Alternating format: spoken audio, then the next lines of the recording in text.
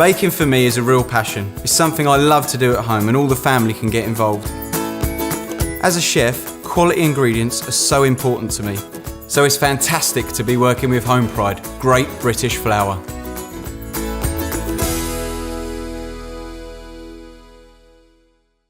So today we're going to make our sour soda seeded bread.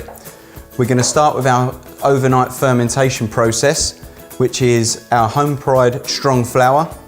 So we're going to add our apple juice and our water, and we're going to mix it in to make a paste.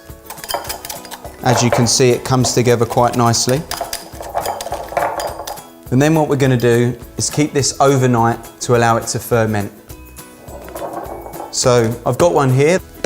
You can see that it's risen up and there's bubbles starting to form. It gives it a lovely sour smell, which is going to give a real depth of flavour to our bread. Okay, so the first stage is we're going to melt the butter and we're going to take it to a golden brown colour.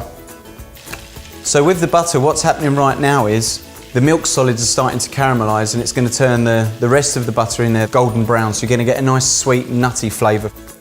So I've measured out 650 grams of Homepride strong flour, and in there I'm going to add all of my dried ingredients. We've got dried thyme, the pumpkin seeds are going in, the sunflower seeds and the golden linseeds, and we've got our flaked sea salt and now our bicarbonate of soda. We'll try to spread it throughout the bowl so that it mixes through nice and evenly. Now we're going to add our wet ingredients. We're going to start with our water, buttermilk. This is going to give a real rich flavour but also help with the sourness of the bread. And now our golden brown butter, still with a really biscuity smell, a lovely nutty flavour that's going to give the bread. Make sure that all goes in there. And then our overnight fermentation. In it goes. Mix that from the outside into the middle, making sure that everything incorporates nicely. You can see it starting to come together now already.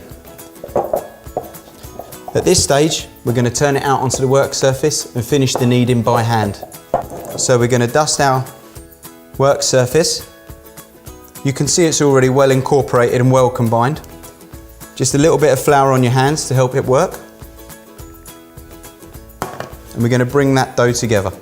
You can see, bringing from the outside in to make sure all the flour that's on the bench is being incorporated to stop it sticking to your hands. If you need to add a little more flour, just add a little more dusting and a little bit on the hands, and to carry on. And bring your dough together to a nice ball. Okay, this is a great stage to get the children involved, get them to use up some of that excess energy they have, and just to work the bread a little bit. Okay, so we're just going to divide this straight into two onto our baking tray. We've lined with a little bit of parchment paper. We're going to pop that straight in the oven at 200 degrees for 45 minutes. Okay, so now the big reveal. And there you go, you can see just how well that's risen. Obviously, because the oven's got a fan, it's kind of gone to one side, but that's great, won't make any difference to the flavour.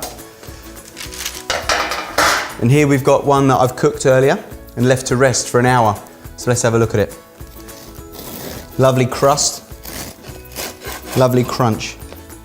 And you can see that dense, rich, flavoursome dough in there with the seeds and the lovely crust. Sour soda seeded bread, lovely.